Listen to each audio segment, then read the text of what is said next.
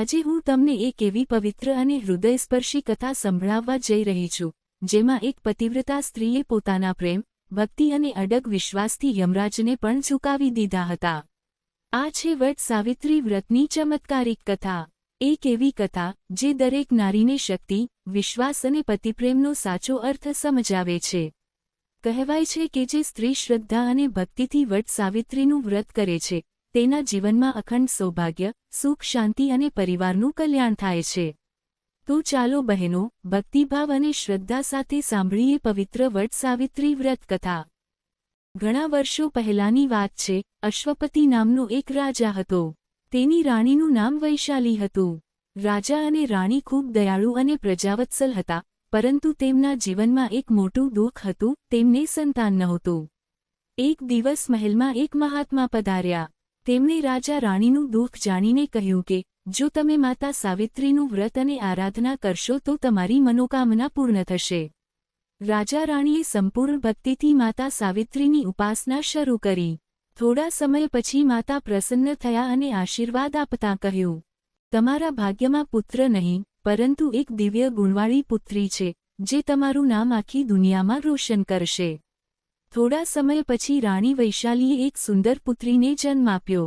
માતા સાવિત્રીની કૃપાથી પ્રાપ્ત થયેલી આ પુત્રીનું નામ સાવિત્રી રાખવામાં આવ્યું. સાવિત્રી ખૂબ સુંદર, સંસ્કારી અને ભક્તિમય હતી. સમય જતાં તે યુવતી બની. હવે રાજા રાણી તેના માટે યોગ્ય વરની શોધ કરવા લાગ્યા, પરંતુ કોઈ વર તેમને યોગ્ય લાગ્યો નહીં.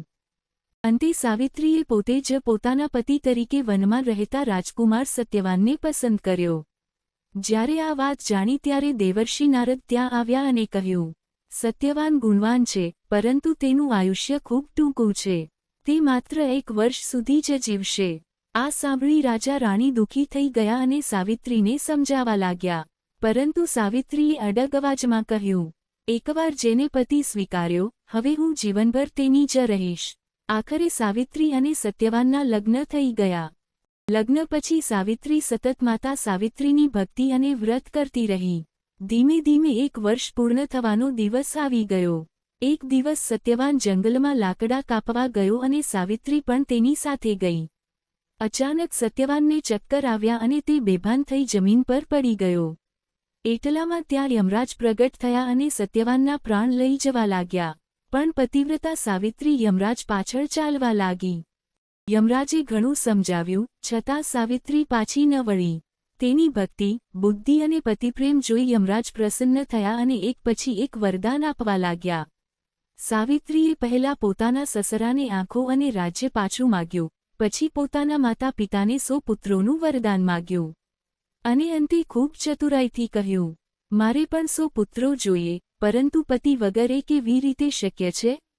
સાવિત્રીની આ બુદ્ધિ અને પતિભક્તિ જોઈ યમરાજ પ્રસન્ન થઈ ગયા અને સત્યવાનને ફરી જીવનદાન આપ્યું. આ રીતે સાવિત્રીની અડગ પતિભક્તિએ મૃત્યુને પણ હરાવી દીધું.